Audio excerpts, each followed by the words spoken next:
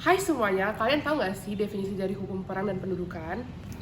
Jadi, hukum perang dan pendudukan adalah hukum yang berkaitan dengan ketentuan-ketentuan yang ada dalam peperangan. Hukum ini menyangkut masalah kemanusiaan seperti pembunuhan, kekerasan, pelecehan, dan sebagainya yang juga menggunakan senjata api. Banyak dari kasus peperangan di sistem internasional yang melanggar hukum ini. Salah satunya adalah invasi Amerika ke Irak. Nah, di sini kita akan membahas tentang pelanggaran hukum perang dan pendudukan yang dilakukan oleh Amerika Serikat terhadap Irak. Yuk, simak videonya. Di sini saya akan menjelaskan bagaimana awal mula kronologi ini terjadi. Saat itu, negara Amerika Serikat yang berada di bawah naungan Presiden George Walker Bush menginvasi negara Irak di bawah naungan Saddam Hussein dengan tuduhan Irak memiliki senjata pemusnah massal atau yang dikenal sebagai Weapon of Mass Destruction atau yang disingkat sebagai WMD. Invasi terhadap Irak awalnya merupakan alibi Amerika Serikat untuk memberantas terorisme, kemudian dengan alasan untuk melucuti senjata pemusnah massal yang dikembangkan oleh rezim Saddam Hussein.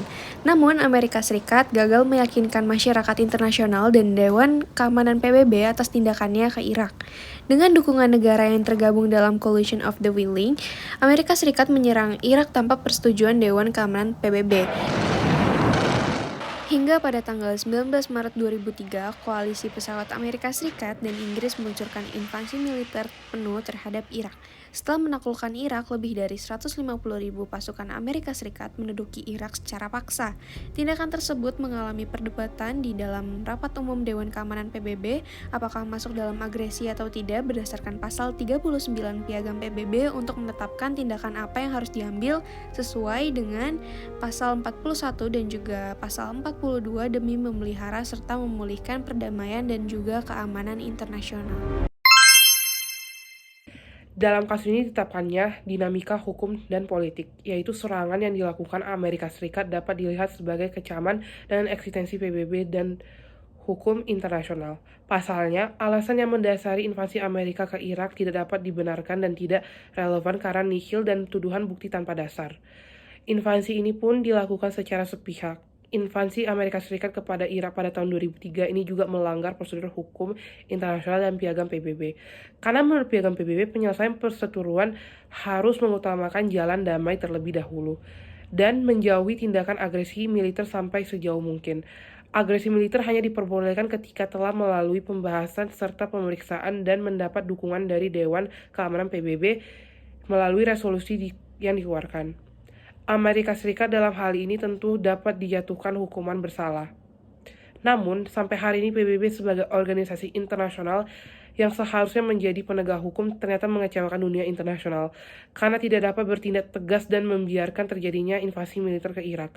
PBB juga tidak memberikan sanksi apapun terhadap Amerika Serikat dan sekutunya yang jelas-jelas melanggar hukum internasional yang tertulis.